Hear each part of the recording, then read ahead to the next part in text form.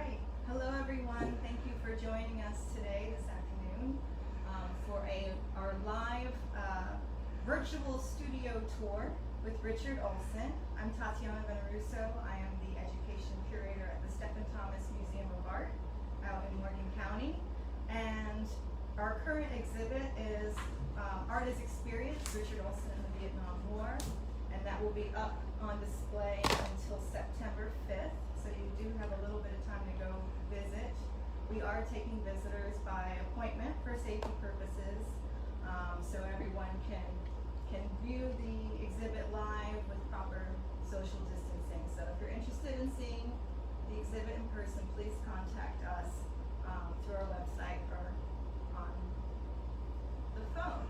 So I'm going to hand this over to Richard, who's here to show us his wonderful, spacious studio and walk us through a little bit of his process and tell us how his space sort of informs the work that you do.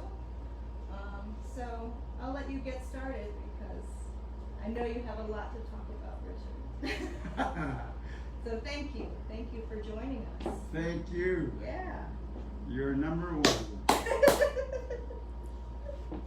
I'm going to ease into this studio, which was built in 2002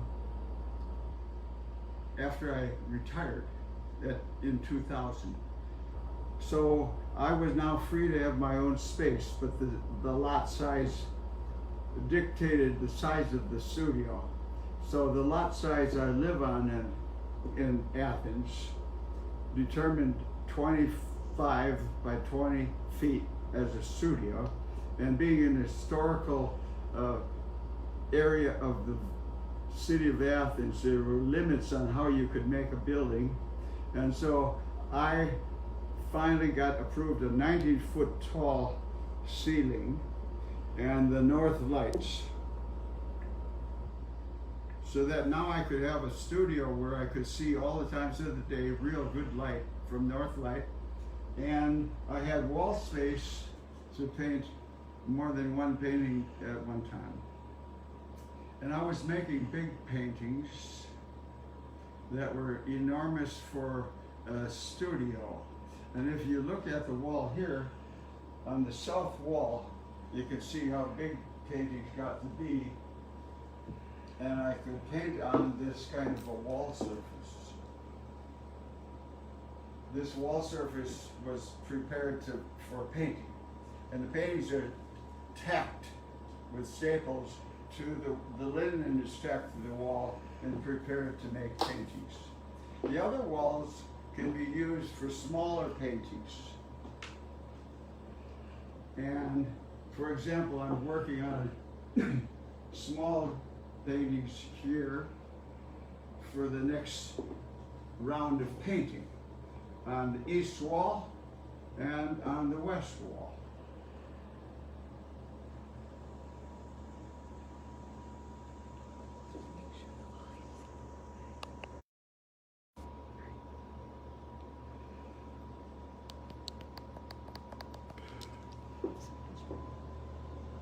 All right. Sorry to interrupt you, Richard. Go ahead. On the west wall, you see I have some paintings hanging up there for the environment of the studio. Mm-hmm. And if you go further to the west, now she's going to the east, the south, that's the south wall. Here's the west wall, and I'm going to work on the next painting. So these are one of your calculations that you This is from a calculation. Now this calculation comes from some taped film I had recorded in previous studios. And then I used individual frames selected to make this combination for my next painting. This is not how I make calculations in the past. It's how I just started to make this kind of a calculation. I'll tell you more about other calculations in the past. This canvas is about to be prepared with lead ground. This is a gesso grounded linen that I got from a rolled up condition, and I thought it was good canvas, but it was already prepared with acrylic gesso.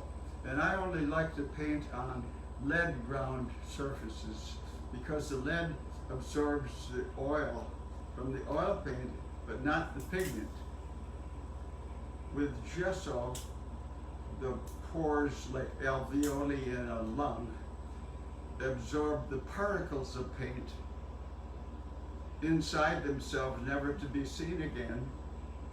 And therefore what you put on the canvas when you first start painting is not what you get when it dries out. It loses some of the pigment. But with lead ground paint, it only absorbs the oil in the oil painting and leaves every pigment behind. So that what you paint is what you get. If you can turn around to the south wall.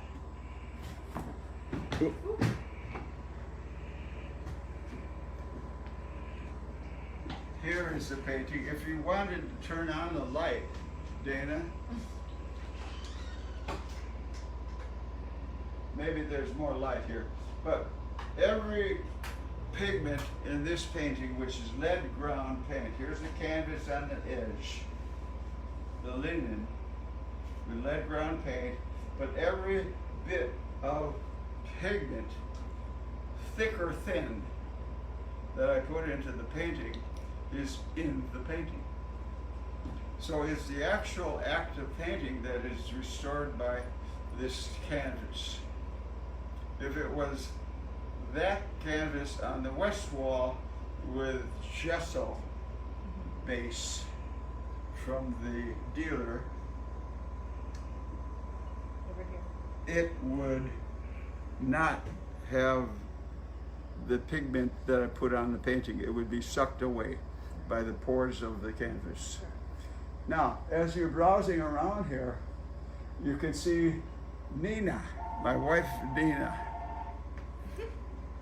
You're not home.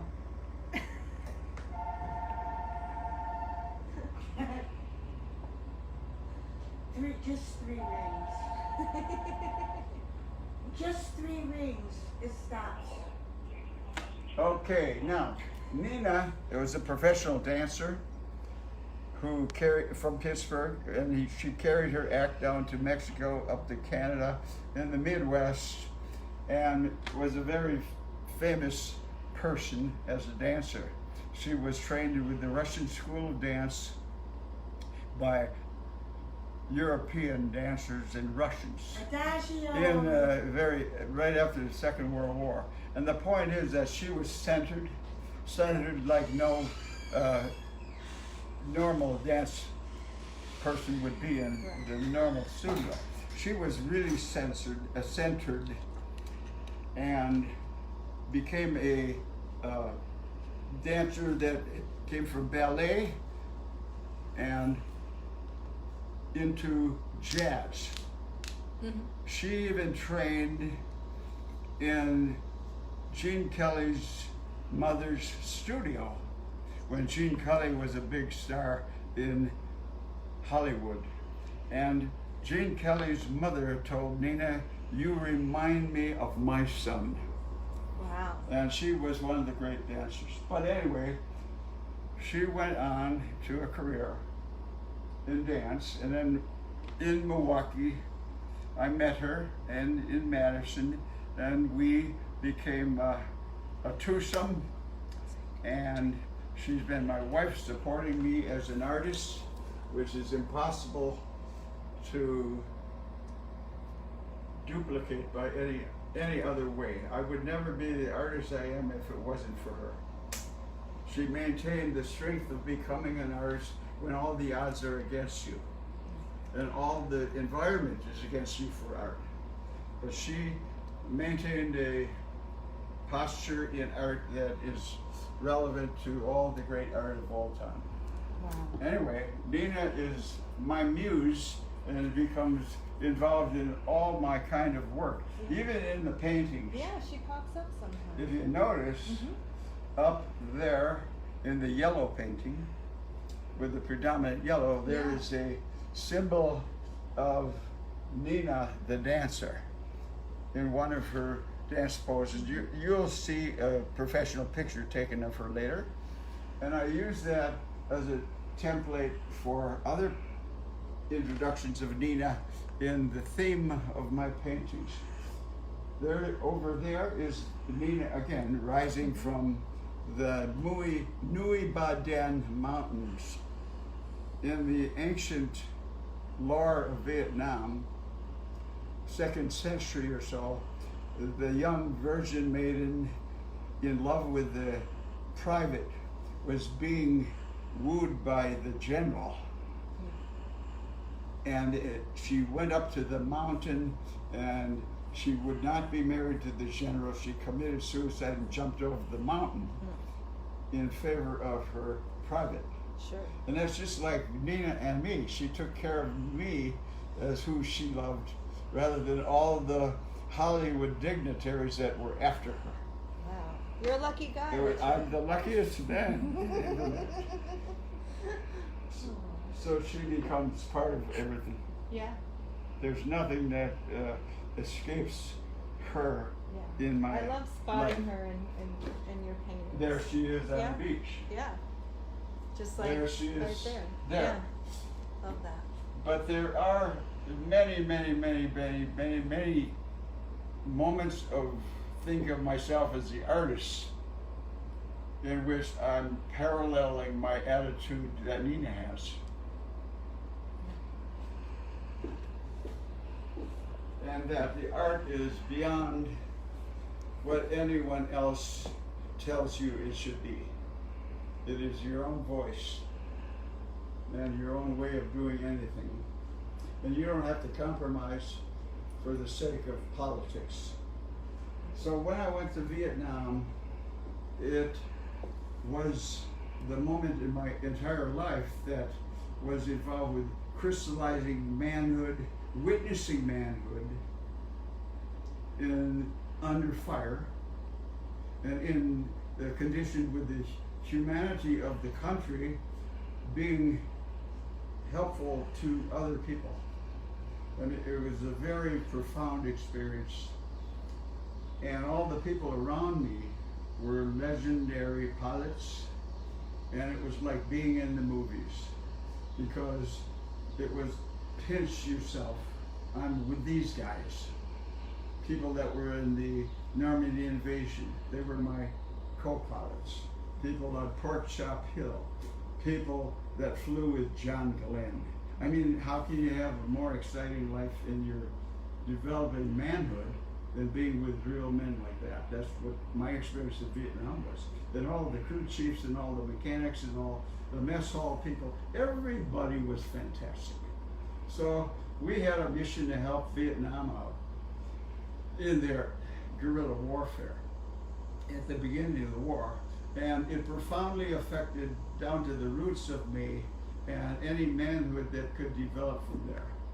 And also, it was relative to my painting, because when I was trying to become a graduate student after Vietnam, I got out of Vietnam in 5 years. I got out of the Army in 5 years after Vietnam, tried to get into grad school in Wisconsin, where I came from. But since I was a phys ed person, physical education, I didn't have the credits for grad school. So they said, well, go and paint and have some classes in life drawing and graphic design, and see if you like it, and put some work up, and we'll see if we'll take you into grad school and waive all those credits. So the first semester I was there, I painted a dead Viet Cong that was in a village with a bullet hole in his sternum. He had been in an attack in the evening the night before. And meanwhile, that memory was in my mind that when I started painting, it was the second painting I painted. I whipped it out thinking of Max Beckman, and in the style of Max Beckman. And then I went on to try and become Modigliano and Picasso and Matisse. I didn't think too much of Matisse at that time, but I did go into other artists every day, a different guy I tried to be. And I thought I was trying to make art. Yeah. Meanwhile, I had really done a number on myself by not continuing the Dead Viet Cong, because I knew what that was. Sure. I didn't know what Picasso was about. Right. So meanwhile, the whole event made 26 paintings, and they said, well, try another semester. So you're not there yet. We have nothing that you could go to grad school with. Right. So meanwhile, while I was in the break, Christmas break, I painted a girlfriend from memory on a wolf sheepskin rug. And I had seen Whistler's Woman in White on the sheepskin, on the polar bear rug, and I put my friend on the rug. And so the instructor that came in saw this, and he's, oh, thinking I'm to get into grad school, well, make some Three Graces, the historic theme. Yeah. So that was an effort by the instructor to tell me, well, make some paintings that maybe you could get in grad school. So I started painting those paintings. Yeah. And while I was on painting number 2, I had in my hand the plaque of masonite with gesso, with lead ground on the paint, on the canvas, the gesso, excuse me, on the panel. I had lead ground on the panel. And so it was to be the number 3 painting. So I'm painting number 2, but the palette was getting dried out, and I scraped the paint off and put it on the 3rd panel in my hand. And as I scraped the paint off, so I could put some more paint on a new palette, I had this in my hand, and the instructor walked in, and he said, whoa, that's monumental. Paint a bunch of these. And it was a prisoner. From my memory, it just didn't even have, it was just unconscious. Yeah. I was just emptying paint. And from there, he said, I want you to paint all these kinds of paintings now. And from there, all of a sudden, 35 paintings came out of my body just like that. And every day I'd wake up thinking of what next to do. Did you keep any of those early paintings? Did you keep any of those early student paintings? Yeah, and then he got a newspaper person to write me up. And so I had a show for those Vietnam paintings. And this was right from authentic memory of incidents and things like that. So that they put me in grad school. Yeah. So meanwhile, basically I had no instruction in formal painting classes. So all I had was Vietnam to get me in school. And then when I went into grad school, it got tough because everyone around me was trying to be in New York. Sure. That's still how everybody is. I know. And as we go over here, for example,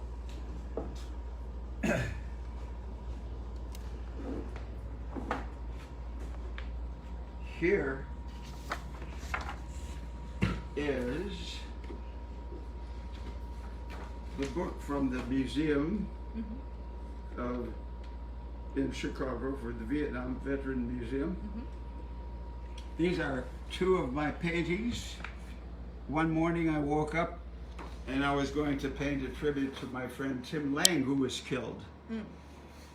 Another lieutenant who was killed in Vietnam after I left. And so I was going to paint this for his mother.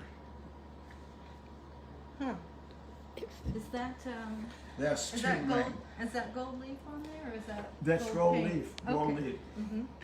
And then I put for the Gold Star mother. I'm still a naive artist, but I'm painting from experience. And here is from a small photograph in black and white, hardly could see it, a small photograph. And then I remember Tim, he was my partner in the tent. He was in a cot next to me. Mm-hmm.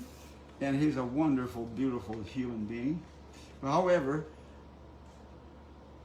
this border here was done in the Gothic style. One instructor came back and he said, "Why don't you make it a Gothic miniature?" And I did, and I thought, wow, is this something? Yeah. All of a sudden, people were taking an interest in me. Yeah, it does look. And I'm not like in an grad icon. school yet. Yeah. See, I'm on my second. And then just like this, here's a dead Viet Cong in the rice paddy, underwater, with his body blown off and his arm off. He's looking at you as if, why me? It could be you. And that whole attitude was in the painting. And I was using asphaltum, which is an etching ground. It's not an oil paint. Yeah. And so when I use asphaltum, this brownish and tawny color, when more turpentine is put in asphaltum, it turns yellow. When it's thicker, it's brownish. However, then I also put a little cadmium red and a little ivory black in it for the Viet Cong black silk. So now this looks very, expressive. Of course. How quick of 20 minutes. Okay. So, I mean, these paintings were just coming out of me. I had permission to paint. And all of a sudden there was a guy that was not talking to me about how to make a painting. He's just telling me to go and make them. Yeah. And meanwhile, as I was making them, he came up to me and he showed me a picture of his combat flight team in the Second World War, where he was the dorsal top gunner in a B-24 flying over Europe. Right. And so all of a sudden we were united in a brotherhood of veterans. He's the instructor, but it had nothing to do with that. And I had permission to be the artist I wanted to be. And it was two guys computing how to beat the system and get into grad school. I mean, that's how it was, see? And then But over it the seems year, that and then head on stake, Yeah. It was so easy to paint. So it seems Viet like Cong head.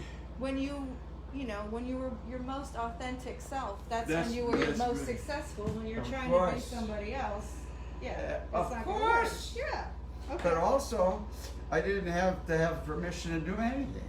That's great. I could do whatever I thought I was going to do as I woke up in the morning. So when you were talking about how you instinctually would make certain figures, certain symbols, how much when you're working, how much is intellect and how much is intuition when you're working? When are you talking? What you see? At what My whole stage? life has turned into the artist with all the world's great artists: Art Schwager, Pistoletto, Victor Cord. All these great human beings as artists are my buddies. Yeah. So I could never be this not thinking about how to calculate art I got you. and also how to bypass non-essential. How to get rid of anything is more important than how to take it. Because when you store things in there, you're taking from other people. Right. But if you can just take what you need for yourself, that was the course of events that I worked on. Yeah. And my instructor later on, when I got in grad school, was Hal Lauterman, another beautiful painting veteran. He was in the Second World War. He was in the Berlin, toward the end of the war, in the Berlin street fighting, and he wound up in St. Louis and woke up 3 months later. Wow. And so he knew what war was, and he was a cripple foot. He had his heel all damaged, and he was like a club foot. And his club foot limp was part of Hal Lauterman. And he was an action painter and a New York artist, but he was also a Chicago academically trained artist. And so he was my instructor in grad school when I came there. And he also was very important about how you slough off that which you don't need. So that part of the act of painting is always in my innate necessity. You don't need it. You don't need it. You don't have to do this. Yeah. There's no, but do what you do. Yeah. And most of the time, there's no thought while painting. It's how the paint is looking while it goes on. Sure. And also how I decide about painting is built on experience of Vietnam and toughness, wrestling in college, seeing art that really got to me. For example, when I got into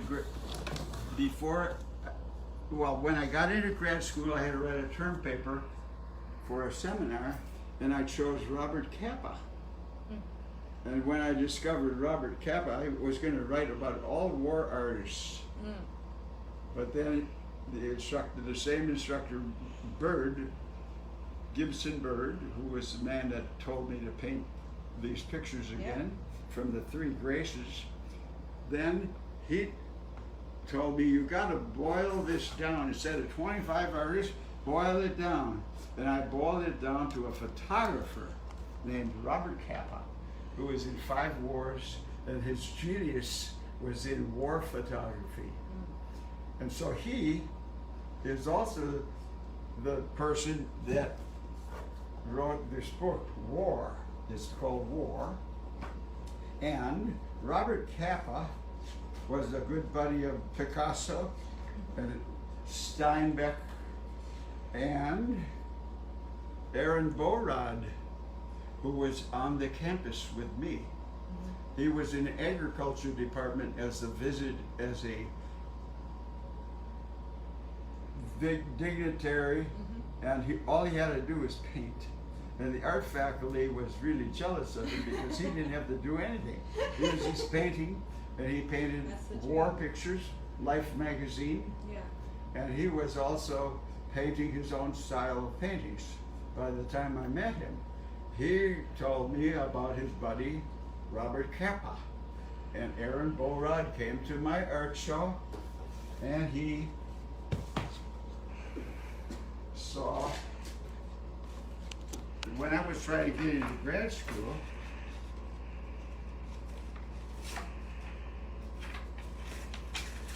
he saw this painting. And he said, now that's really good. Little did he know, I painted it in 20 minutes.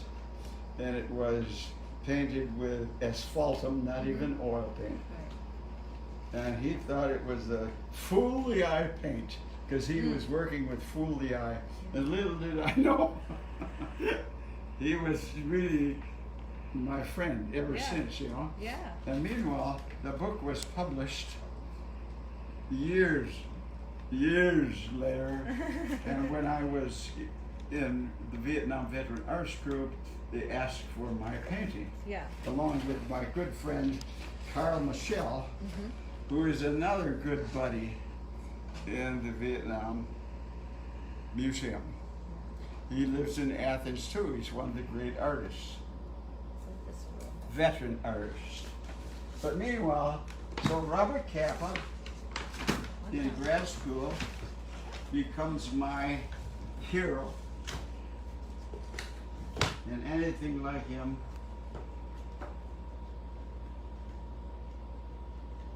completely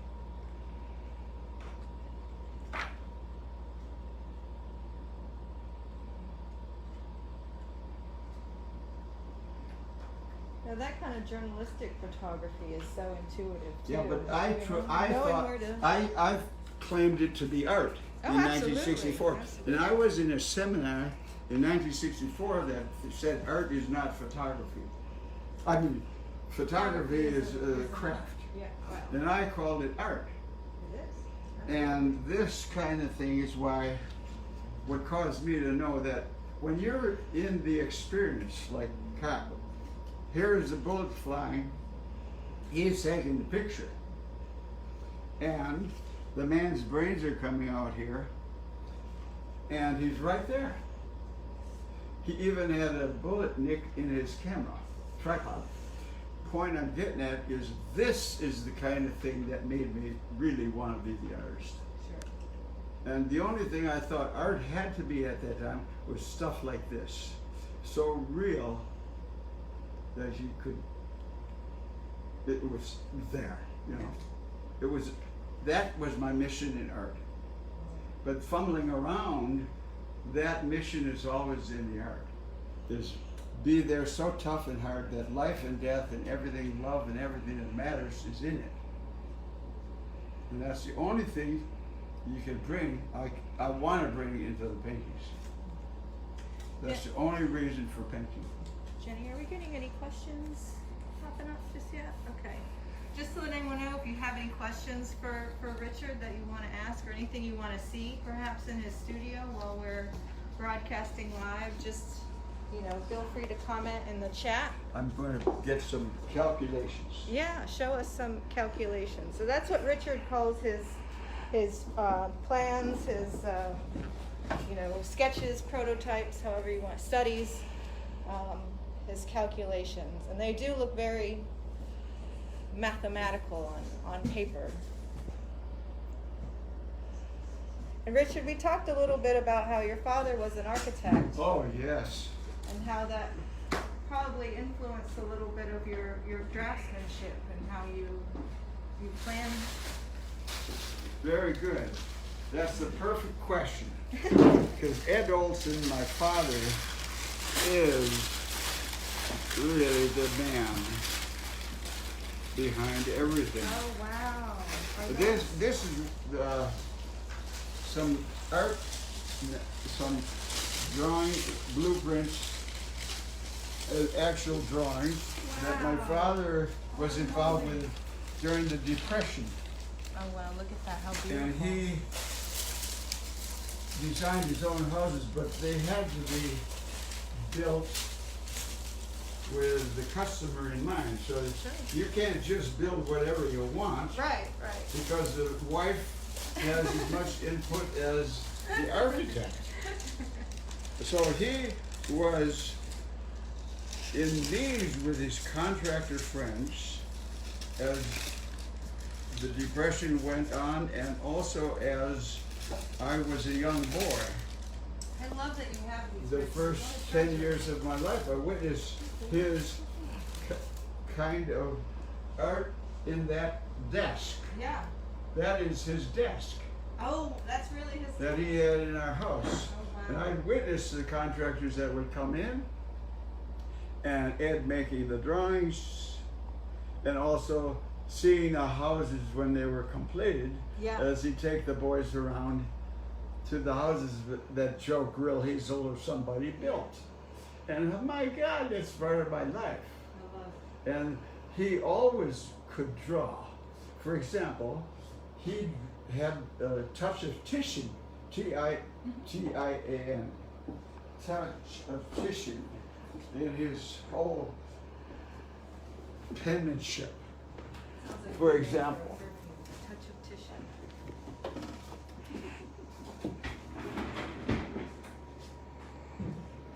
Oh wow! Look at that.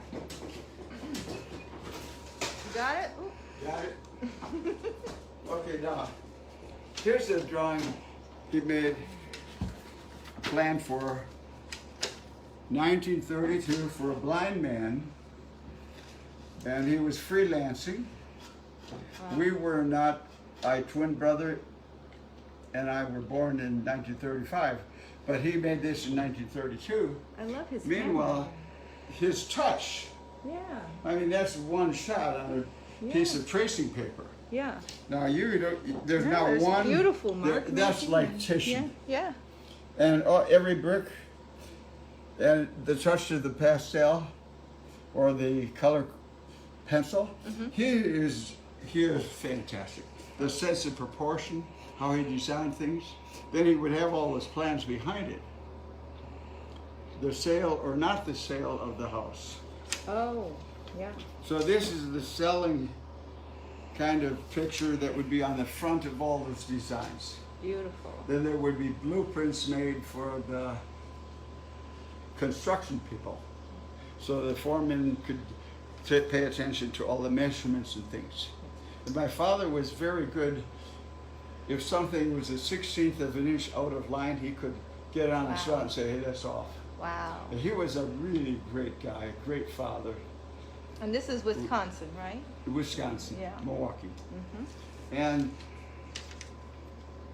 Tony Jansen is completely taken with Ed Olsen too. He love wants Ed's work in all the shows I do. I think that's And my work must be the result of Ed Olsen. I mean, there's a structure in there, like down below that. There's all this stuff in my work that really I owe to him. sure. And the attitude of calculation Yeah. is Ed Olsen. Do you Let's get see back around this where side? we have the calculations. Excuse me. Yeah. I think you have them underneath these. Yeah. Okay. Now Tony wanted this in the show. That's why I had it rolled up. But I've got huge boxes full of his stuff. Wow. So cool. And Ed Olsen is one of the great men I ever knew. But here is a recent calculation for a painting in a show in Stephen Thomas. Here is another calculation.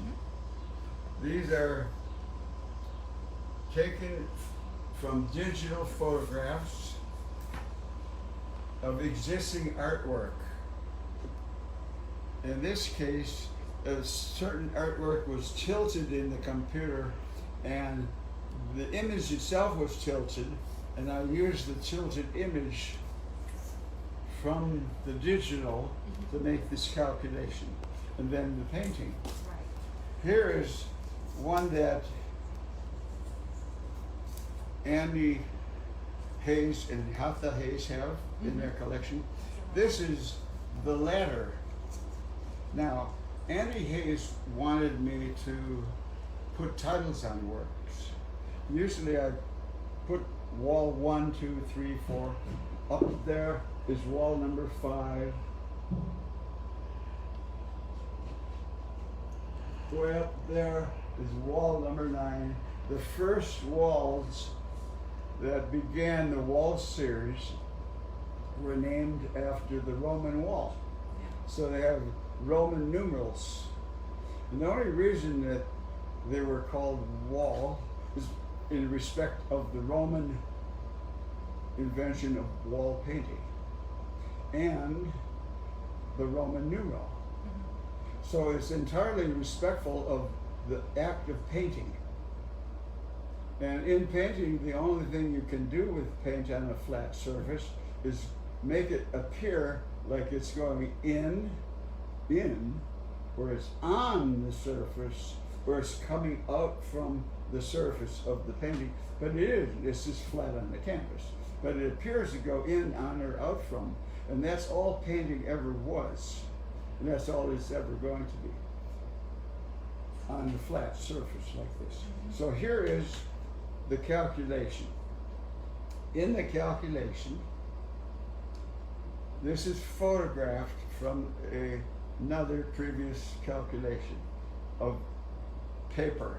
Now the paper here was folded over by accident, and the backside of the paper had become white naturally, and the photograph of the painting was this way.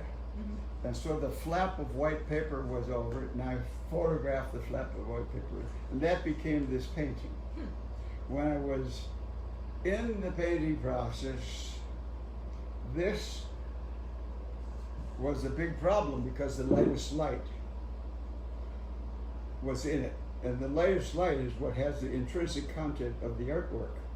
And if this lightest light was in the painting, I put the horizon with the Nui Baden mountain in there, where the intrinsic content of the painting was the lightest light.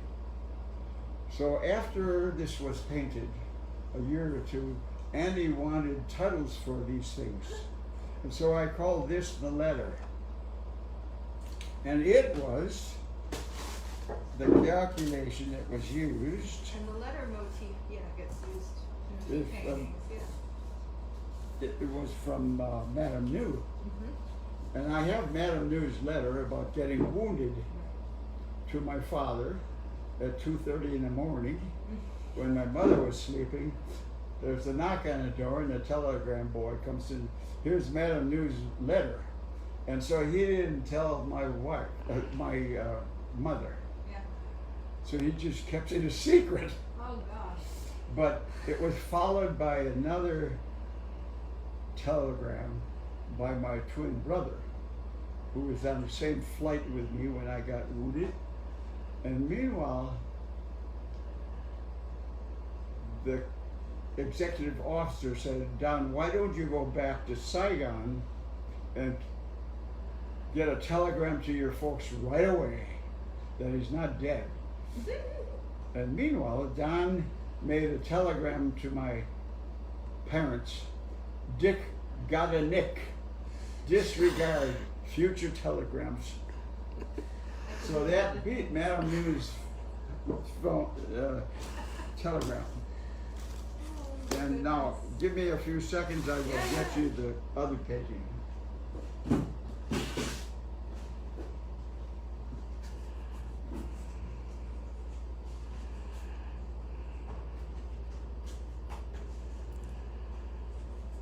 Well, it's not here. I just had it. I made a second painting That's fine. I got lots of other questions. with this for you. calculation. Okay. And this was turned black.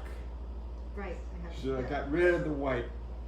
And then the black one, there's a painting that is from this kind of organization with black, and it's called Madame New's Letter.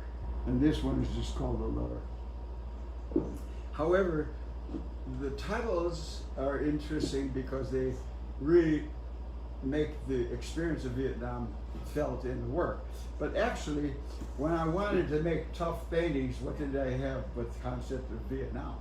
Right. I mean, if you want to make something tough, well, you've been there. Right. And as was telling me, one of the artists, sorry about that, if you weren't there, you can't put it in your work, you know. Right. And if you do, it's not going to be the real thing, Right. you know. And so this attitude, for example, is what I didn't have to have anyone tell me how to make that. Those were prisoners of Viet Cong in an Eagle flight where we captured some Viet Cong, and they were all different ages. There were men of different countries, different complexions, and different concepts of being a prisoner. Some were scared, some were trying to say hi, some were completely waiting for some bad thing to happen, some weren't. And they were all in here, and I painted them. Right. And this was while I was trying to get in grad school. And so this kind of stuff is in the museum up in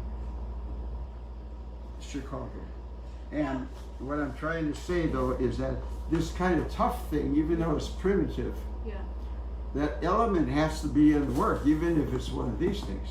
Even if it's this, the attitude is in the work. Now you talk a lot about the toughness and the masculinity of being in Now, over the there. world has changed into the feminine world also, which are in combat. Yeah. So now, there are there are helicopter pilot women, commanders of flights and everything that are women, and some of them are even better than their male partners. That's a whole nother world. Yeah. But when I was in this thing, it was all this guys. But my question is, when you're working on these pieces, does it bring up a lot of painful memories, some of the trauma, or does it helps you because it helps you get it out of here? Oh no, it's not therapy. Yeah. It's trying to make a great painting. Yeah. It's So there's replay. no- It's turned around into, like, for example, Manet, not Monet, but Manet. When he made paintings, he had a real heavy like a guitar player with Yeah. the guitar upside down and backwards. He had stuff in his work that was really heavy, Yeah. and it had stuff in it.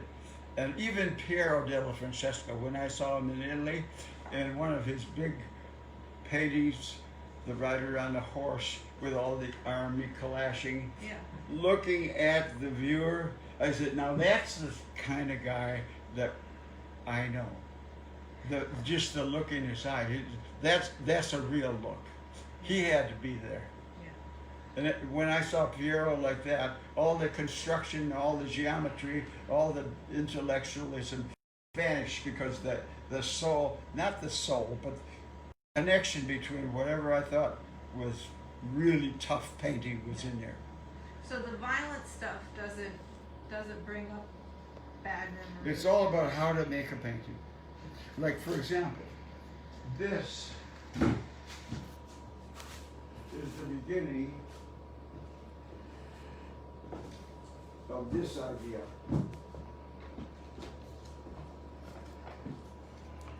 This was 2 pieces of Yeah.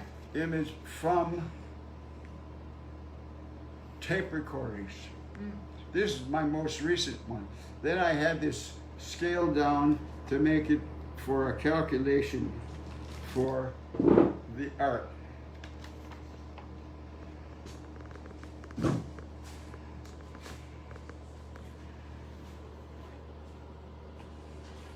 I had the calculation Is it one of these over here? somewhere. But what I'm saying is that the calculation for this, he's got the helicopters on a flight line during a storm, and whether or not it gets in there to be representative or whether it gets in there, you know, it's all about making mental decisions. Right. It's not about the fate of the helicopter getting 103 bullet holes in it or not. The whole thing is about making the painting. This becomes another painting that was advanced from those paintings inside themselves, so that the whole, and here comes Vietnam with Tay Ninh in there, and that's the dangerous underground tunnel system of the Viet Cong. So instead of being scary, Right. it's heroic. Okay. And it's also, I want to do justice to what it was. Fair enough. But if it doesn't look like a helicopter, it's got to be paint that looks like that. It looks like real stuff, like in there. If you look at that painting over there, Yeah. that big dark shape to the upper right, Mm-hmm. and if you get closer, This one right here. upper right, over here.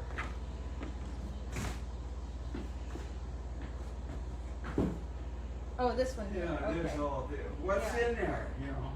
Well, something's there. Oh, yeah. This is like what's in there in your own fate. Here's, So it's got the purple, which I know that could be the death's head. Yeah. That could be the moon, the death's head. There's the moon, there's the night. Here's the Tay Ninh. Here's the Mui Baden mountain. Here is the rice field, right? With the water. This stuff is in there. Right. Here's the anti-aircraft gun in Hanoi. It's all in the painting, Yeah. but it doesn't have to be explicit. Yeah. But It's it has to give interesting me how, faith in putting something in a painting. I can't just put anything. No. And everything in here was something. When I show people your paintings at the museum, at first it seems very abstract until you start to analyze it some is. of the. That's the only way I want to paint it. yeah. Oh, sure. But when you start to actually focus on some of the symbols and what they mean, they start becoming more literal in the narrative. course I they mean, do. they really come to life in terms of telling the story. And I think adding the titles helps too, explain it a little more, because then See, it brings it out. At this time, this painting is not labeled. There's no Right. title. There's wall 261. Yeah. But the point is, though, the same attitude you just explained is in there, but it's not verbal. Yeah. I mean, I had a water buffalo in here, Yeah. I'm not telling you that, but it's in there. It's in the night. What was this? You know, all of this stuff Yeah. is in there. What is that? Is that part of a rocket fire? Like What- usually when I point out one of the skulls I know. to someone, then they start finding them Oh, in yeah. all the other paintings. They go, oh, there's one, and there's one, and so there's certain symbols that start to jump Absolutely. out. This yeah, one is but, the yeah, easy one. that's This a good one has a lot yeah. of that, and it comes. Okay, let me see if I got the.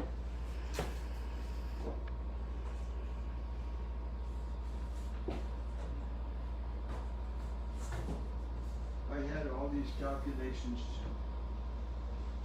and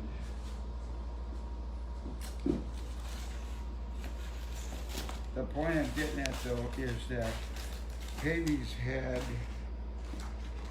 information from one painting, Right. And then another. 109, this was 109. This was another painting area of exploration. This was 5-10 years before this one.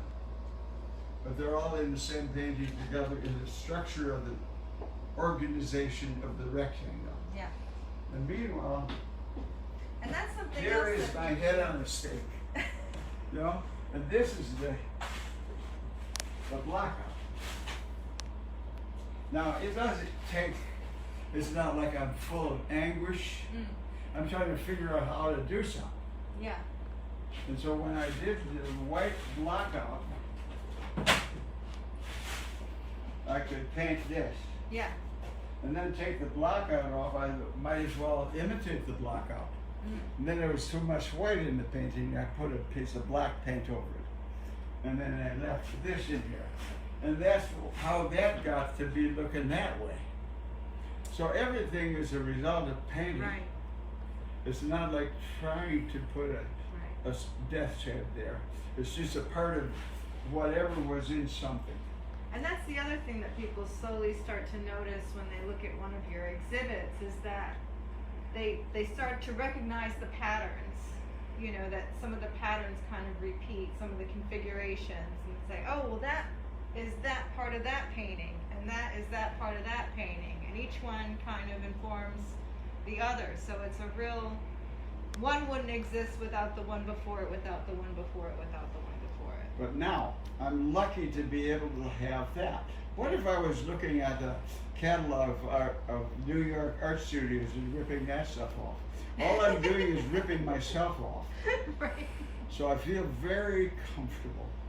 Nothing in my paintings is somebody else. Yeah. Now, under everything is I want to make them tough. See, because once that's experienced, everyone nods their head and says, yeah, it's okay. You gotta reach that other thought that I want for tough art. If Piero della Francesca would see something, I'd want him to say, okay. My printmaking instructor, Cole Scott, had a show in Paris. And Cole Scott had a show when Picasso had his big limousine come by. He dropped in and he looked around, he nodded his head and walked out. I mean, that to me, and Cole Scott told me that story. And I always want that in my art. That's the whole reason for painting. That's the only reason. Okay. And that's the answer. It's not about just telling a story, it's about having that thing there. We're gonna And be waiting a long time And it's for about how it's Picasso. organized, and everything's gotta be a surprise. Nothing is easy. In other words, once you expect, you think you got it made, no, all of a sudden something else is happening. Sure. And you don't know where you are when you find that happen. That's like an ambush in paint. Yeah. You know, so that's what makes me happy. In terms of, if we know and I went back to Vietnam, by the way, Right. and the enemy also loved me and I loved them. Yeah. And one Viet Cong took me and lifted me up in the air, and he was even smaller than me in a New Year's Eve. party in Hanoi. I can't tell you how it is with a warrior and a warrior. That's interesting. Now here's the warrior that held me in his arms and picked me up. Here's a Viet Cong.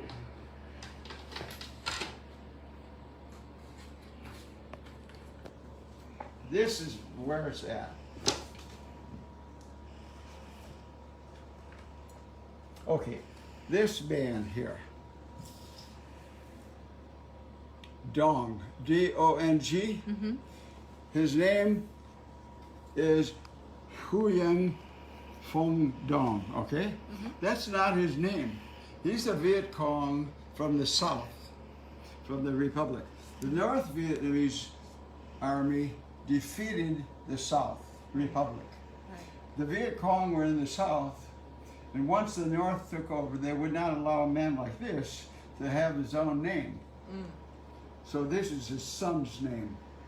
Okay. Dong is Dong. Well, that's his real name. He's Okay. my hero.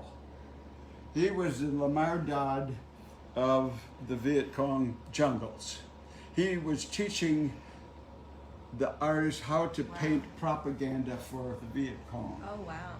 So he had jungle art schools, and he was in the wars, 1940 against the Japs, late 40s against the French, and then the Americans. So he had them all, and he was from Saigon. He was a fine art graduate of the academy, the French academies. So Vietnam has French Academy art Right. in their schools. So it's Western art in the Eastern world. Okay, so he's a Western artist in the Oriental world. Okay, here's a show in this collection.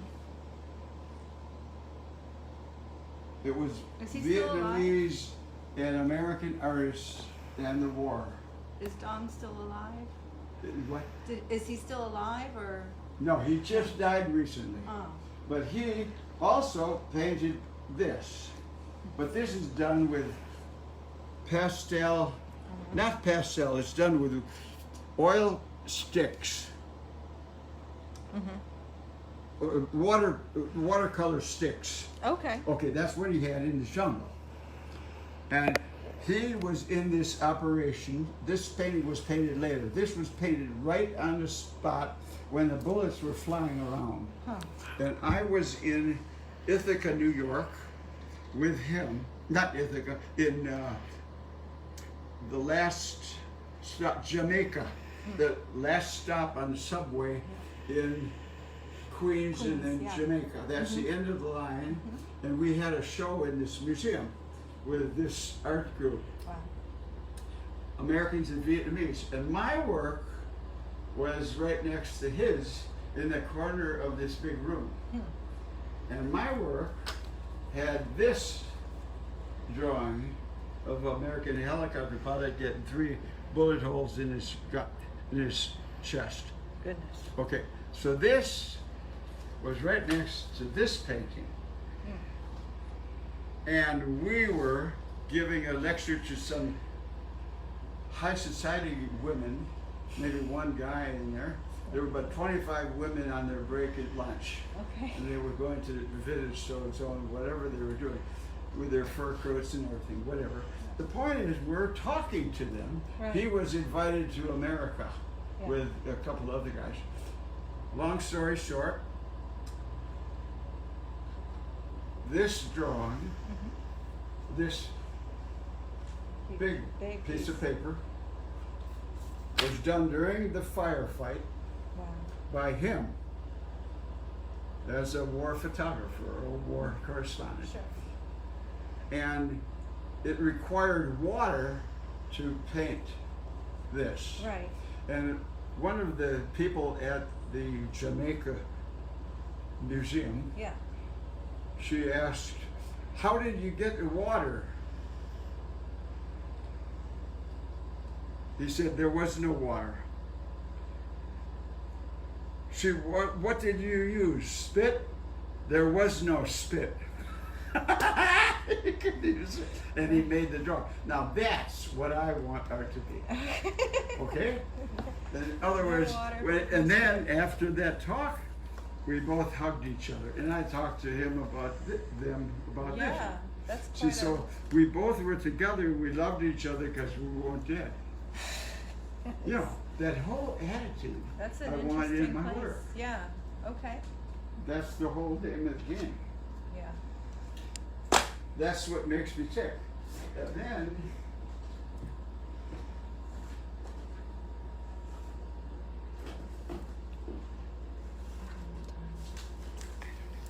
here is a book. Once a guy named Vince Gutierrez was getting this book made about poetry coming out of Vietnam. This was in the 1980s. And he requested one of my MFA paintings, which they put on the cover. And this is the only slide I could give him because everything else was all mildew and all eroded away. And this is the only slide I had left from the ancient days of my grad school. Okay, then these things became part of my life, you know. Yeah. And all this stuff with my good buddy who was the helicopter maintenance man. So Bob Brandt, here's Bob Brandt, Lieutenant Brandt, see, all these good people were with me. He wrote this book, The Thunderbird Lounge. Like your studio. Yep. See? Yeah. And it's all this stuff with all these great people. There's Tommy Cruise. He's one of our pilots. He flew for Howard Hughes. Oh wow. I mean, you know, here's a door gunner. And here, for example, is, well, I see it happening. Here is the door of the helicopter. That's a painting I made when I first had the paintings for getting an MFA. And it came from my friend Don Schomp, S-C-H-O-M-P, who was a Marine in the Korean War, flying Corsair aircraft with the bent wings. And he got out of the Marines and he was going to fly in Venezuela with oil companies. He was out of the Marines as a 24-year-old lieutenant. He's on his way with his convertible sport car to New Orleans to get on a boat and get on with his civilian life. And his mother telegrammed him and told him, the Army wants you to come back as a warrant officer. So he said, okay, and he came back, and eventually he winds up in my company as my best friend. And we call him Stoneface.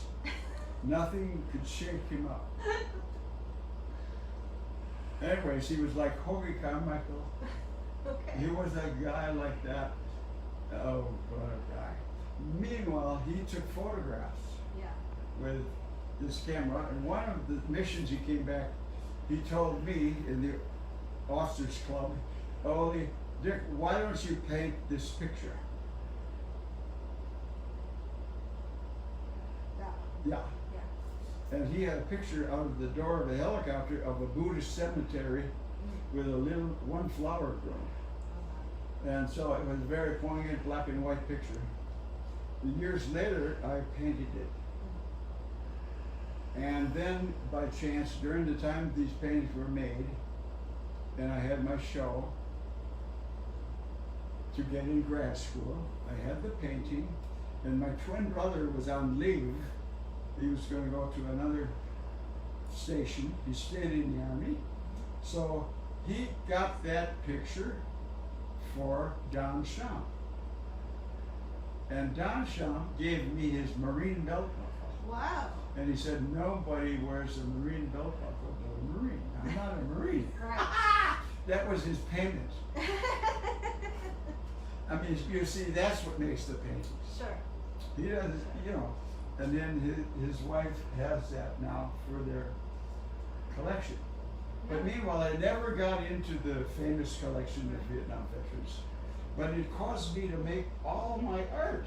Yeah. You know, all my paintings that have the door of the I was helicopter. gonna and say, the they're door down of the here. helicopter is that, That it's similar Gothic to the arch. Gothic arch, right? And then, in this case, it's the machine gun, Mhm. which was held in place. It rotated out of our homemade. Point I'm getting at is all Korean War equipment. We weren't in modern war. Right. 30 caliber light machine, and we had invented a way to feed the bullets to them. Anyways, you weren't supposed to shoot until you were shot at. That was one of the things.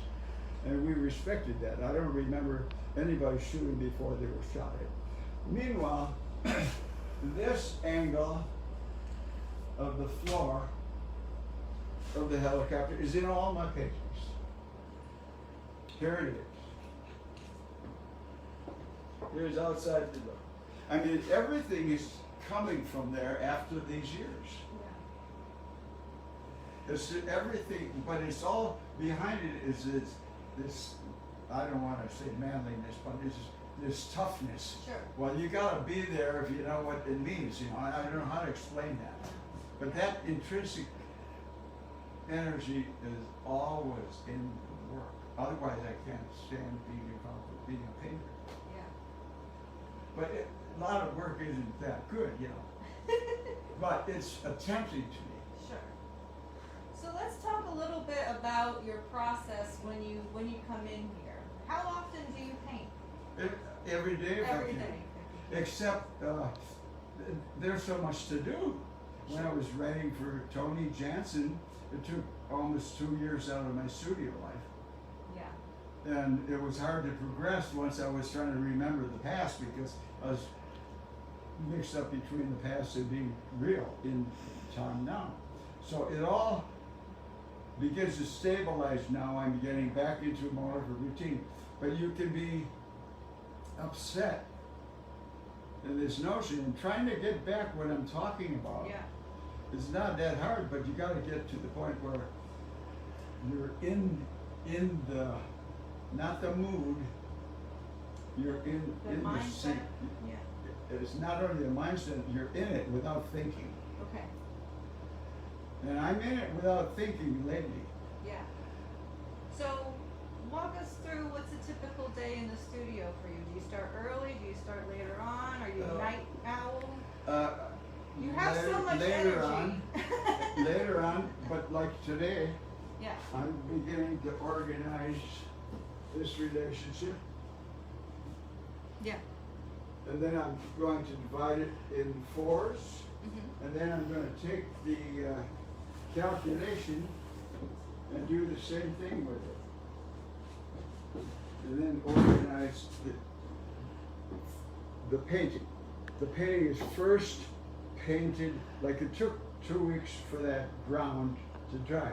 I've got to put lead ground on that painting to dry. The reason there is canvas color around that white gesso is because when I paint on linen, I always like to get some real canvas from the linen there, and since the gesso, Yeah.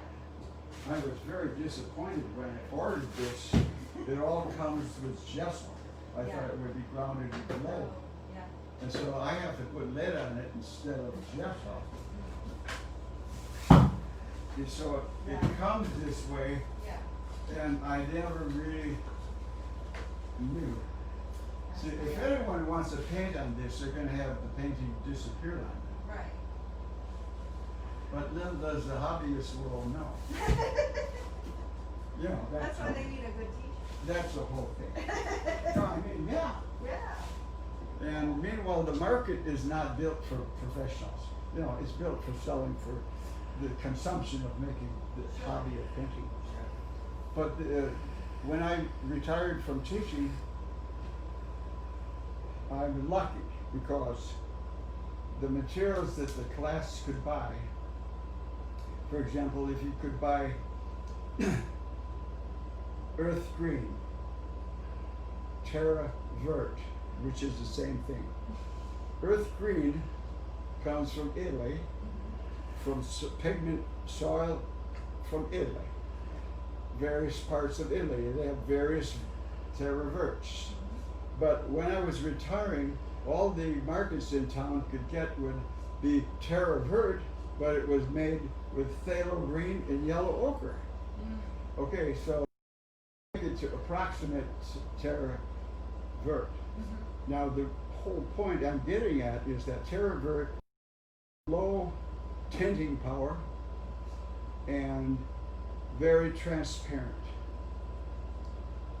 Phthalo green that is on the market to be green earth is made with the highest tinting power and the highest opacity, yellow ochre combined. The exact opposite properties of terra vert. And now my work has real pigment in it, so that when I want terra vert and the rice paddy and the earth color, I want to know that's what it is. Yeah.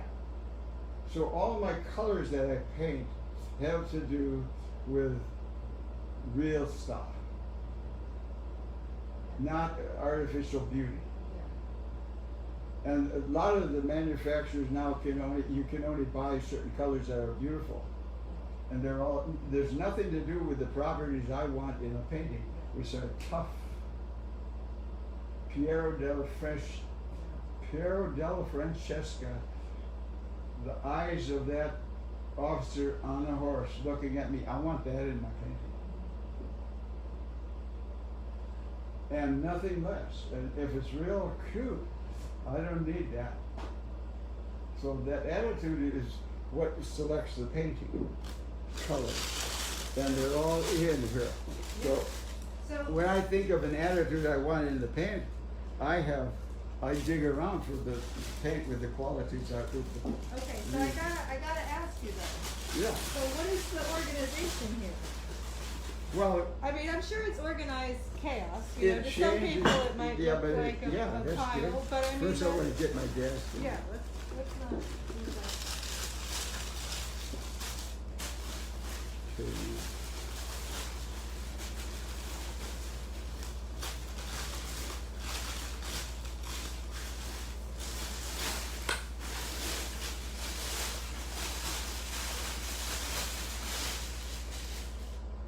Okay, put that somewhere.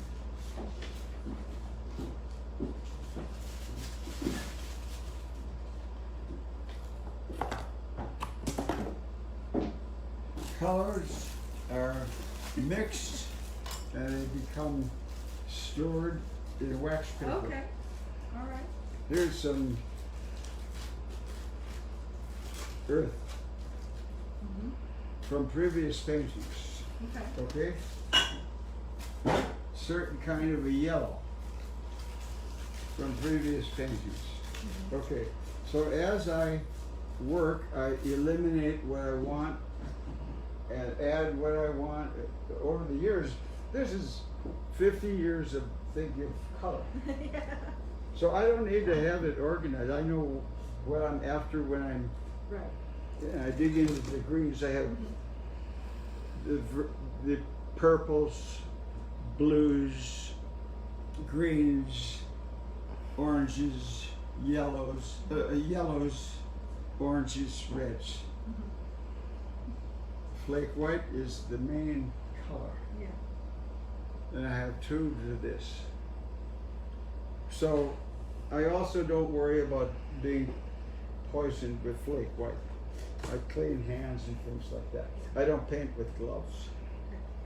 But every year the paintings change. There were more of this yellow introduced lately in work. And so then there's a yellow area that I know where I'm going. So it's all reflex. Yeah. But there are paints in here that I haven't used in 20, 30, 40 years. Sure. Because they were things that I had inspiration with for and have discarded. Right. So everything becomes getting rid of.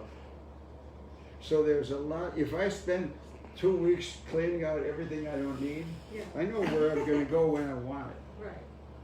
So it's an interesting thing. And here's another bunch of them. Oh, goodness. There I can go there again. And lately I've got some more colors. Wow. So they're all protected with the wax paper too. Sure. So I don't have to worry about trying to remix a certain kind of formula. And then your colored pencils are for your calculations, right? The what? The colored No, pencils. Mostly. they don't. No, that's a good question. That is. They 'Cause sometimes I they see them do. like, you know, Sometimes yeah. they do. These are colored pencils. Yeah. So what do you do with the colored pencils? Just demark, Just those marks. Okay. and they get on the canvas. Yeah. And sometimes they're in the painting, Mhm. as you can see it here. Okay.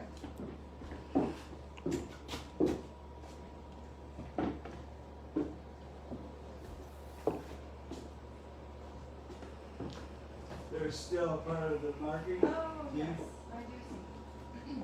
And the painting is that which you need and that which you don't. You know, the basic surface has to be denied as light. I darken the surface with various additives for color before I come into the painting. This one started out with a yellowish, tawny ground, Mm-hmm. and it's still in here. And the markings of setting up the painting are still in here because I didn't paint on it. And some has been painted, some hasn't. So the painting becomes an adventure. No painting is painted the same way. Right. There's no formula for the painting. Every painting is made in a different attitude. So when you're working on more than one, are you just working on the other when one's drying, or is it, you know, more? When I'm in the morning, say again. When you're working on more than one painting, do you? Well, say do you these go two back and forth, paintings like this might one? not be done yet. Right. And these two are going to be started. Okay. I've got the calculation. Right. And I simply start with one decision to make a mark. Mm-hmm. I can't say that I do anything the same twice, Okay. but I generally like to start with something structured, like the indication of some kind of a line.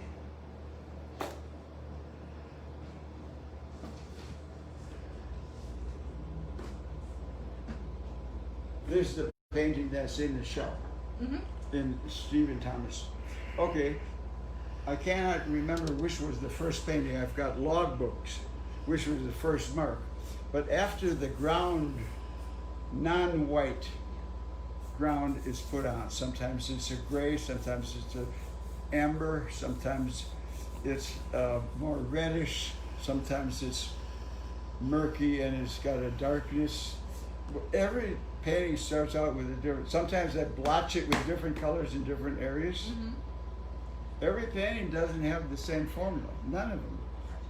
But anyway, the way this started was possibly the center line is an indication of a strip frame. A strip frame of a painting on the wall Right. is usually a good place, if it's in my calculation, to start the painting. Okay. And then the next move is something else. Pretty soon it sets up something. Right.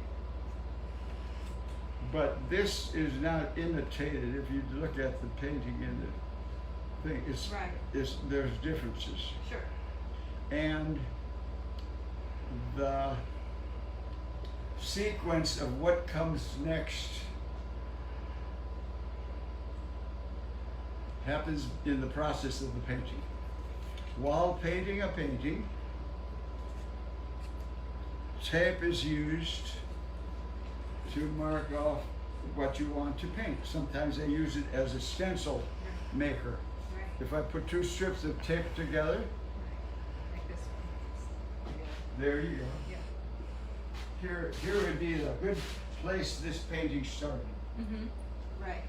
Because that's the frame where it's. And it didn't go all the way down, but then I organized how this came. But then as you see, Tay is poking up in here. So there's all this fun having something to do. Now, I did not take this from New York. Right. I took this from Tainan, from that province where we flew around, we went into Dirt Esser, picked up the soldiers and flew them into contact with Viet Cong. Okay, and it was a French fortress, romantic. And outside that Tainan city was the big monument, not monument, the temple for the Cao Dai monks. And the monks were Catholic, Buddha, Confucius. And they would come from miles around every Friday to that temple. And in it they had all the ancestry worship of dinosaurs on their columns inside. They had all the monks in red were the Catholics, all the blues were the Confucius, all the yellows were the Buddhists. They all would come in their rituals every Friday to honor the dead.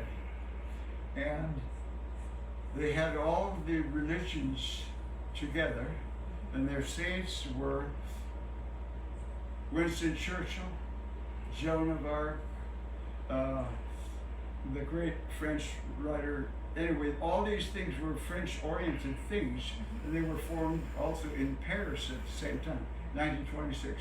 The point I'm making is, when flying there, I didn't know anything about the history of it. But as I research it now, and as I'm the artist, all of it syncs together. The romantic mystery behind everything that I was in without knowing it. Sure. And so that is all in my system. When outside of there was the Chadian Mountain, which is here. If you can peek in here, there it is. That was on a trip to Vietnam in 1994. Took that one on the roadside.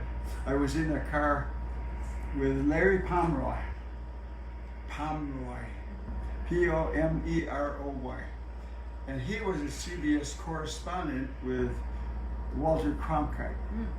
And he and I were together on a trip to Vietnam with all the people from Boston, where the show was put together, and went to Vietnam after the art went all over America, then it went to Vietnam. Then I was on a trip to see the opening in Hanoi. And Larry Pomeroy was a friend of a friend of a friend that got in on the trip. Meanwhile, he and I became real tight together. And we were traveling to the Tums of Cu Chi, right near the mountain. And the other group would just go down to some other entertaining place, the Screaming Monkeys. But anyway, we would be together on these secret things that we enjoyed together because we were there. And so all the underground tunnels and everything are in that area. And we went in the underground tunnels and stuff. So it was a chance to take a photograph of that image that I flew around all the time.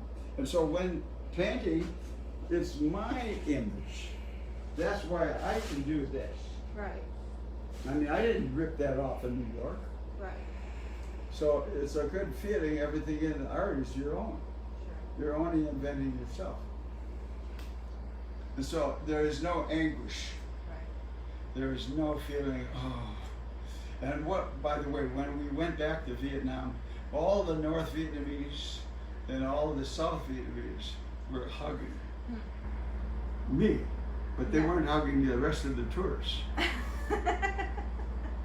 They would shout 25 yards away, 1968, 1962, and then they'd come running to me and they'd be selling their wares in a market. And they were Vietnamese from the South. They'd be hugging me.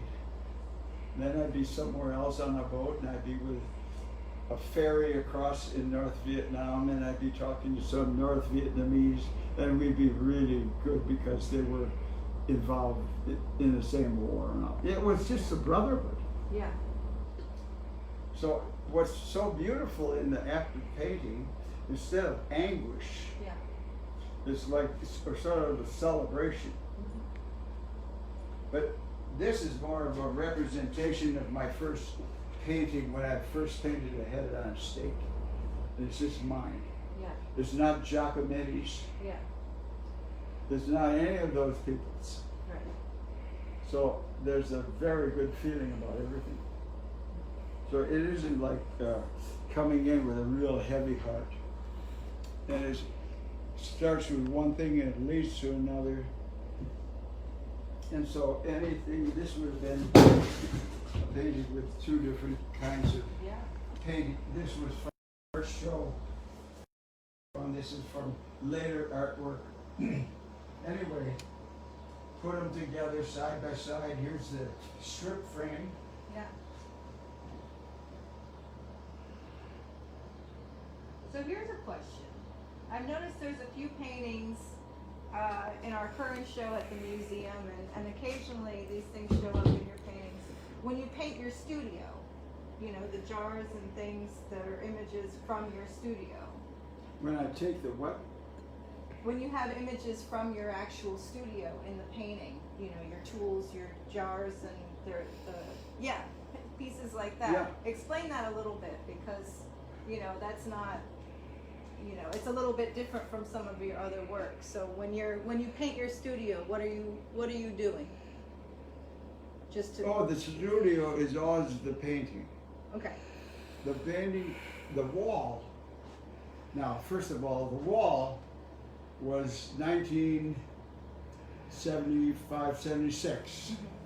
A piece of canvas on a north wall of a studio, Margaret Hall, in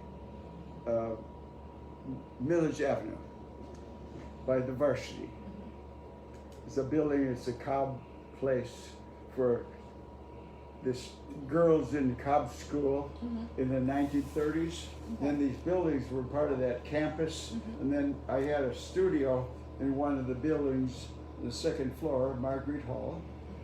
And on that north wall, I had a canvas ready to paint like this, except it was cotton duck, and it was dirtied down, it was gessoed, and it was dirtied down, muddied down with raw umber, and then some cadmium red, a dash of cadmium red, and then another vertical slash of ivory black. So it was dead white gesso. Right. I didn't know about lead white at the time. Meanwhile, the canvas was like this on the wall. Right. And my friend Art Rosenbaum, who was next door in the studio, he came in with his new Polaroid. He said, "Look what I got, Oli." And he starts clicking pictures. Yeah. And I said, "Hey, take the corner, take the wastebasket, take the palette." He said, "How about the wall?" I said, "Oh, no, there's just a dirty canvas on it." And he clicked it. "Oh, the window, you know." So we went around the room. Yeah. And I started painting from his Polaroid Okay. the mesh like this. And that didn't work out at all. Yeah. But this picture, Polaroid he had of that dirty piece of paint was hovering like a Giacometti painting Okay. in a field of the canvas of the wall, Yeah. with a white wall with all paint marks from previous paintings, splatters of paint, drips, tape, cracks on the wall, plaster missing. All that was with the painting, outside the painting of the dirty canvas. Yeah. And that was hovering. It wanted me to paint it. And so I set it up. Yeah. And I used the photograph alongside the dirty canvas. Yeah. The photograph had the wall around it. So I gridded that off like the picture. There were 38 or so squares in there, 36. grids, 36 grids in a bigger canvas. It was the size like that. Meanwhile, then I transferred every little square of grid to that canvas on top of itself.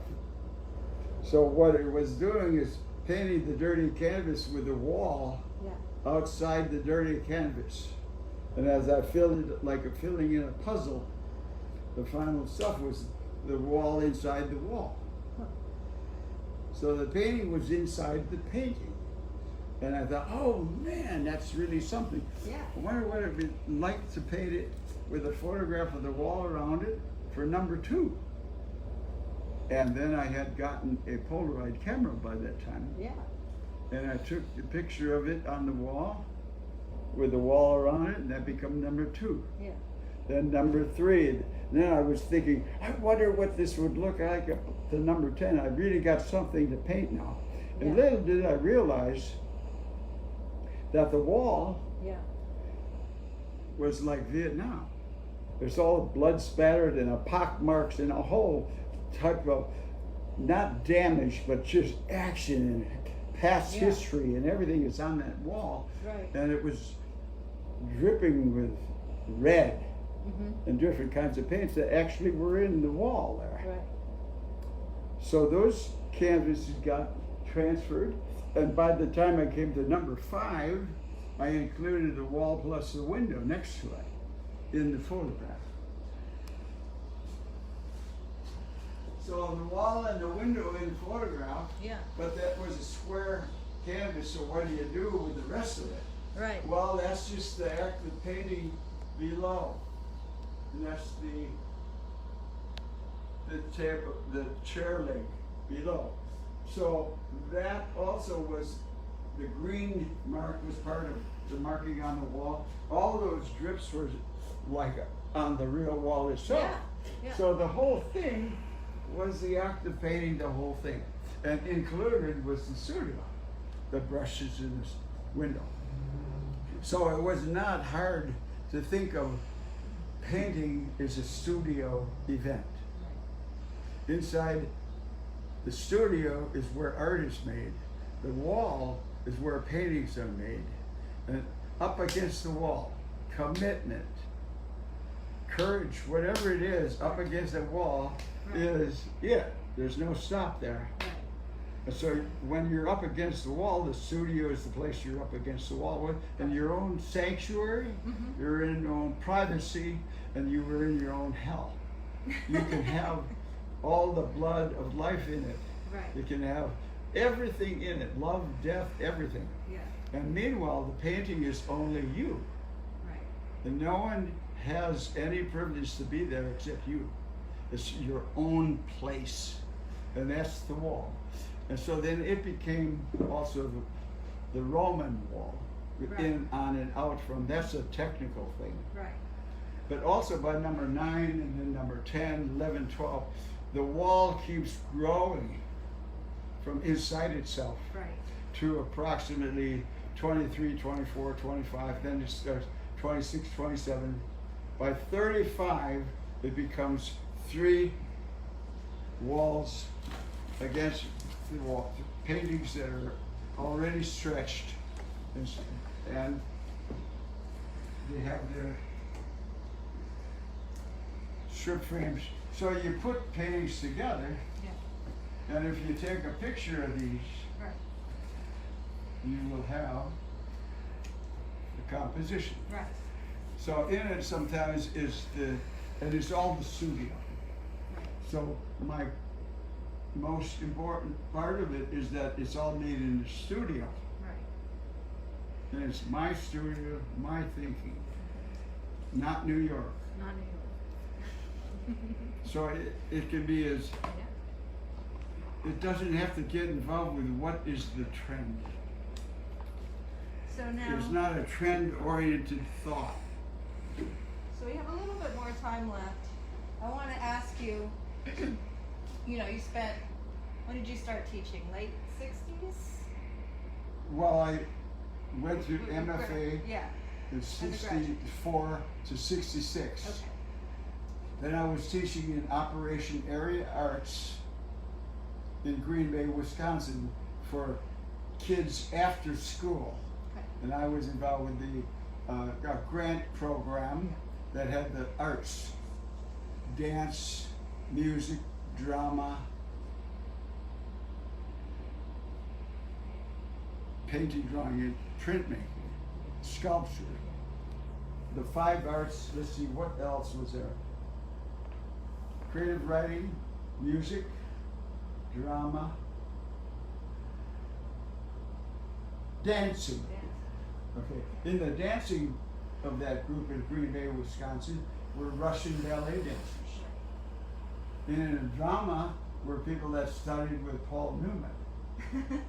You know, so I was with all that, and I was involved with the art, in the visual art, with the printmaking. And my friend John Gordon, who got me the job, he was in the painting part.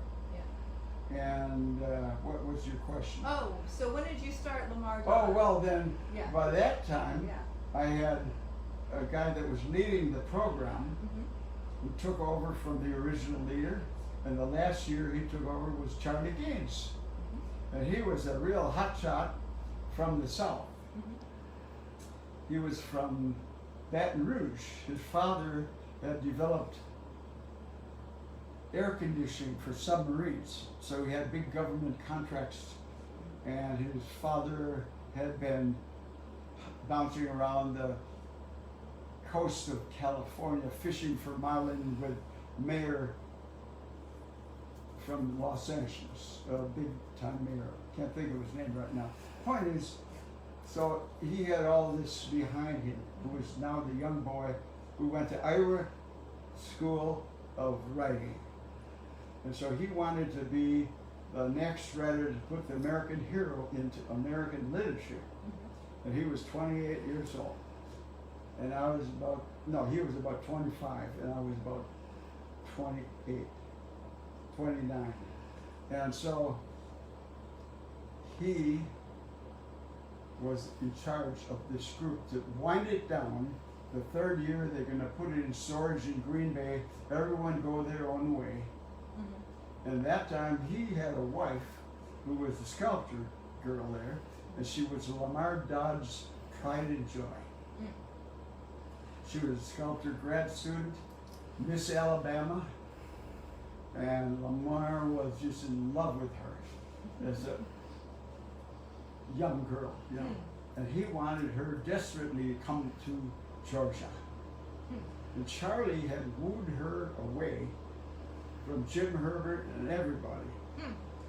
Charlie Morgan, and he wooed her away into a marriage. And so took her out of Lamar Dodd's control. And then she wound up in Green Bay with me, and Charlie writes a recommendation to Lamar, and he, long story short, hires me. So I come down in September of 1939. 1969. Okay. I was gonna say, wow. And so then that's 2000, I retired. Right. That's a long time. Yeah, but over the time too, the painting was developed without the wall and with the need to make tough paintings.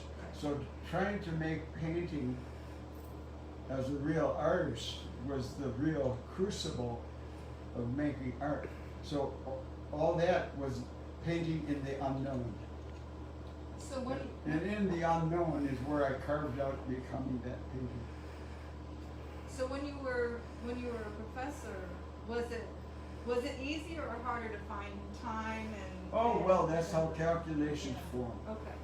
So without time to paint, you gotta be in your own head, in your own space. You can't think of other kids' problems. Right. You can't think of trying to help other people make art. No one helped me to make art, but I'm a career of helping other people. Sure. And it's sort of an absurd condition. But when you're in studio, you're not trying to make art how you teach it. You're trying to make your own art. And how you teach art is to respect the edges of the format, respect space that goes in and out from, and develop that attitude for the students. Right. But when you're in the painting, what are you going to paint? And how are you going to paint it for the history of painting? Right. Nothing to do with teaching. So what differs from how you teach Well, and you how got, you work? well, that's the point. Yeah. You're not the same person. Right. You've got to cut everything off. Okay. And so, with Nina as my wife, Mm-hmm. she's the artist. Therefore, being the artist wasn't hard to fight myself to find, Mhm. because she could have the patience. Mm. If it was some other kind of person, I would be demanded to earn a living. No, I mean the whole point. I've seen so many men that have been destroyed with the fact that they've got to get on with their life before they're 40 years old. Right. So you could have the investment in your own art. But I had Michelangelo Pistolero, Art Schwager, Victor Cord in my thinking all the time the minute I walk in the studio. Yeah. And that's about real art, Yeah. not about how do you make it look like art. So then I went through the whole destruction of what I was painting as picture, to just painting paint, and then painting systems of painting. One veneer of work would have certain kinds of application of color. The other veneer would be an opposite kind of application. The next would be a different kind, and then pretty soon you're done with a series of 5 veneers Yeah. of attitudes of painting, you know, as experiments in non-objective painting. However, when all that was going on, it was really Vietnam. It was the rice paddies Yeah. seen from above. It was blood spots on the rice paddy. It would be stuff like this, for example. Let me just get to the book.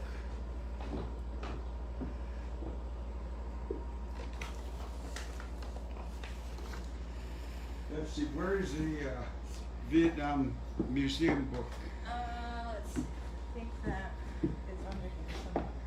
I think that's one of these ones. Yeah, let me move this.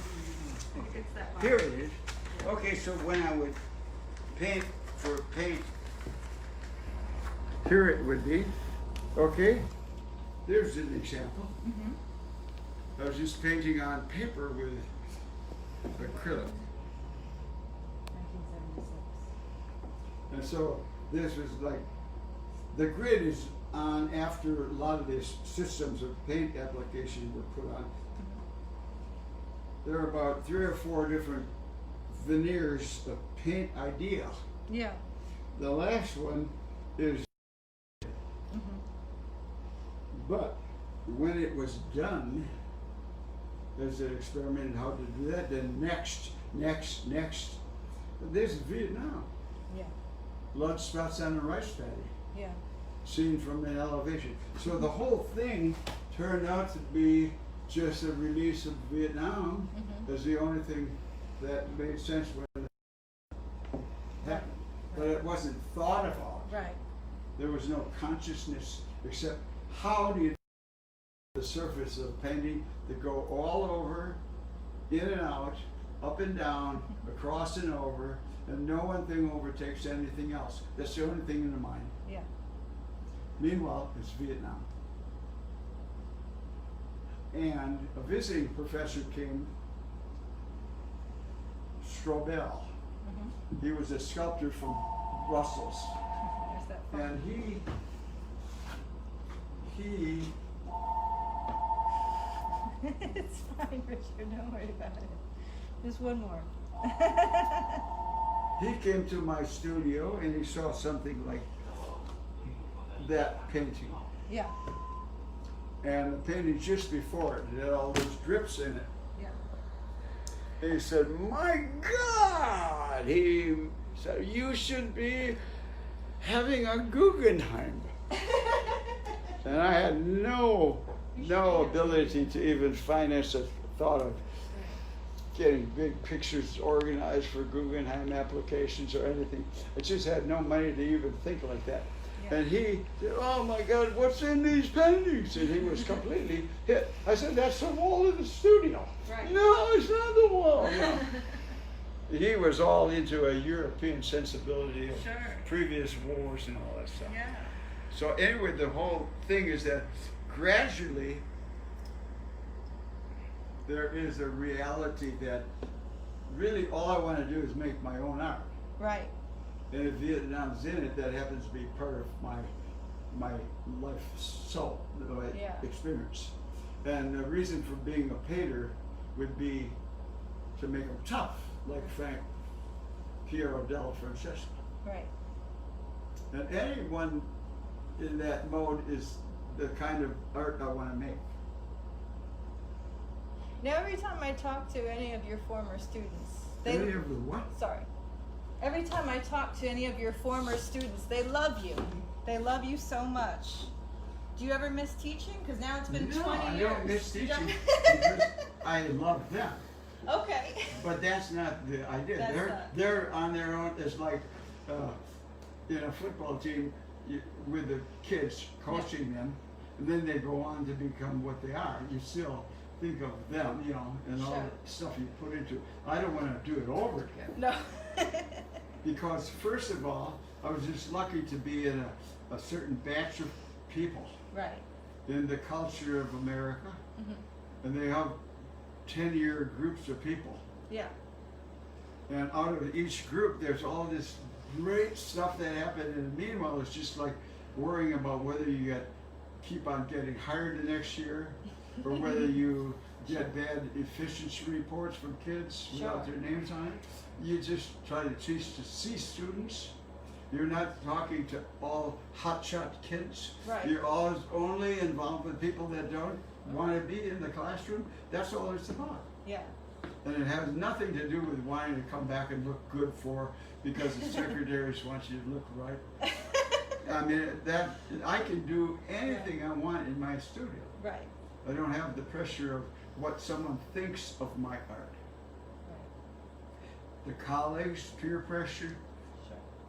You're always trying to fight for a salary increase. Sure. You don't know who's on a panel and what they have for goals. So it's all about politics in college.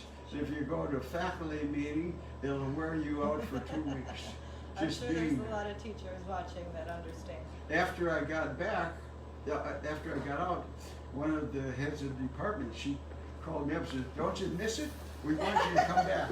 It sounds like you do not. And it was just amazing. But the kids are great. I mean, that's really great. So we have just a couple minutes left. I'm going to ask you Okay. one last question. So what is the future? Because you don't seem to be stopping anytime soon. I'm not. You got so much energy. I don't want to paint big paintings. Yeah. Only 'Cause for you're- one reason. I It's mean, not to impossible reveal your to age, make. but you're in your 80s What? now. Yeah, Right? 84. 84. No, Unbelievable. but I feel like 20. But yeah, you act like you're I 25. am. So what's next? What do you just I marketing, intend more to get showing? more visibility, but Yeah. I don't have any money to finance it. Yeah. And it would be great to have a huge development of being seen in Yeah. various venues. That's the goal. Yeah. And they keep painting. Because these ideas I'm getting now are also, I can't wait to see what happens. Yeah. I don't know how they're going to look. I Right. don't know how anything's going to look, except what it becomes Right. is not a worry. I'm just glad to be able to keep making ideas for paintings. I mean, do you anticipate any big stylistic changes for how you work, or? That's a good question. Yeah. Like going into sculpture or something like that. Yeah, or Try a any, different yeah, medium. different medium or something, just adding something into the mix. I don't know. Do you ever think about most that? people would like to think that, but I'm thinking of myself as a painter. Yeah. But if I was drawing and all that, it requires stretching, framing it and all that, and Sure. storing it and things like that. So I'm thinking painting is a much more reasonable thing for me to think about. But Right. I want to get it out. Yeah. And I'm thinking of it all getting out in very good collections. I Would you think of ever- it becoming important art. Yeah. Could you ever conceive of doing something site specific? You know, some like No, but I was permanent- invited to go to Vietnam Mhm. with a Vietnamese warrior from the Dien Bien Phu. Mhm. And I was to link up with him. Some Canadians were going to sponsor this, and it all folded. But I was going to go paint on the spot Dien Bien Phu and some places where I was, and we'd be painting together as two cohorts. But that all fell apart. Yeah. But all that kind of thing, I'm not thinking of being an open air painter, but Yeah. it would be fun. Yeah. I mean, if I would change painting, it would be like, what would I ever want to paint again? Right. But then it would be like trying to be like someone else. It would be hard to be someone else. I mean, I wouldn't want to do that. Well, I mean, you work on, you know, the idea of the wall. Could you do a mural or something, like on a, you know, somewhere inside a building? Or Yeah, is but that- it would have to would be. a different. The only thing is when you give up for the sale, Right. you take art out of it. All right. Let's say you had total freedom, though. You had total freedom to do it. Would you do it? Well, if it was all step letters and stuff, and we would finance the paint Yeah. and all that, Oh, yeah. it would be possible. Okay. Just curious. Nothing's impossible. Just curious. However, what would be very good would be to have the work itself propel itself into collections. Mhm. And then everything I do becomes important. Yeah. That's the goal. Having whatever you do become important. Not try to do something else to get noticed. Right. Or make bronze sculptures. Here's Right. a sculpture when I was a student. I mean, I am a sculptor at heart. There's definitely a. This was Yeah. in a class with Illa Scanga. Scanga, a very excellent Italian artist from Detroit. He wound up in the West Coast in San Diego as a famous, world famous artist. Hmm. He was my design teacher when I first got into going to try to get in grad school.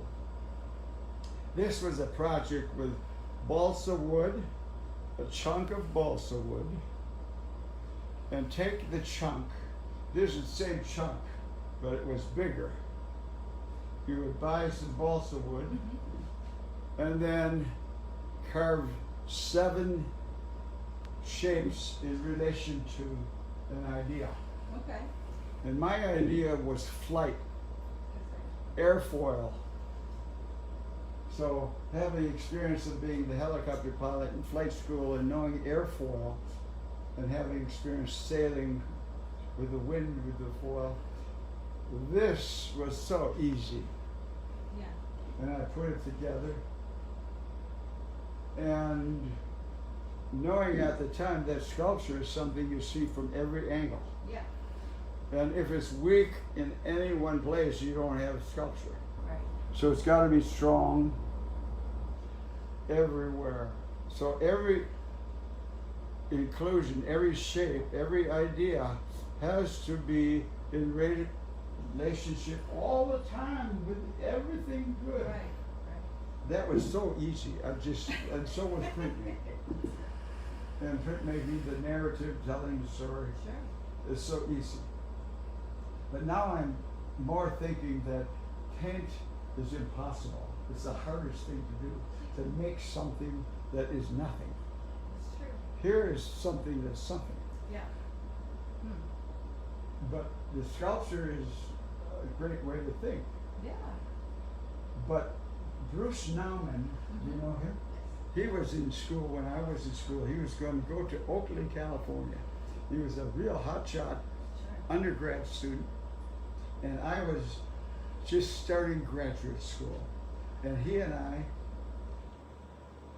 had lunch together in a beer lunch on a beer stool, bar, Yeah. hot bratwurst, and a beer. Okay. And we decided what we were going to be doing. And he had this oil paint in jars. It was Bocure oil paint. Mm-hmm. He was transitioning into acrylic paint. And he was going to go to the west coast of this Oakland School of Art and Design. He got accepted. So he was buying acrylic paint and trying to paint like Al Held of Yale, who was a geometric painter. And he was starting to develop that attitude for painting. So he wanted to sell me the oil paint. And I wanted to buy it cheap. And he and I were talking. He said, why don't you just put a rope on a wall and then sign it? And I was painting a helicopter from behind, Yeah. which became a helicopter painting called stack fires. Stack fires were fires that came out of the engine. Okay. You could see them at night. Yeah. There's flame coming Right. out. So the painting I was painting was in the midst of thinking of a takeoff of a helicopter in front of me. And I was eating with him and talking, and he said, hang a rope on a wall and sign your name to it. I said, yeah, but I still got some paintings to do. I can see how you do that. I mean, I could do it any time I want to. Right. And I actually did it in Linden House once. I put some string on a wall, and I called it lined. Perfect. But I mean, that's so easy. But it's not me. See, what I'm saying, it is me because I thought of it, but Sure. it's still derivative Right. of everyone that's cute. And so that is very possible. But as I turn, if I would look around the world, Yeah. politically speaking, what would people like to see? That is not in my mind. Yeah. And even painting roses for people that like that is not in my mind. Right. Right. If I'm commissioned to do something, I think of my own art as something. This is still my own art. It's the airfoil that only I understand. Yeah. If I took another helicopter pilot from my time, would be I'd tell them that that's what it, oh yeah. Yeah. So I don't know how to explain that question. It's always been something. In printmaking, when I was in printmaking, it was easy to get into national shows and stuff. London, England. You like the wrestling that you Yeah. have with painting, right? That's, I got it. Yeah, but that would be good for sculpture too. That's true. That's true. But also, I have a feeling that it would be the goal Yeah. to have the art so recognized that whatever I do is the art. Okay.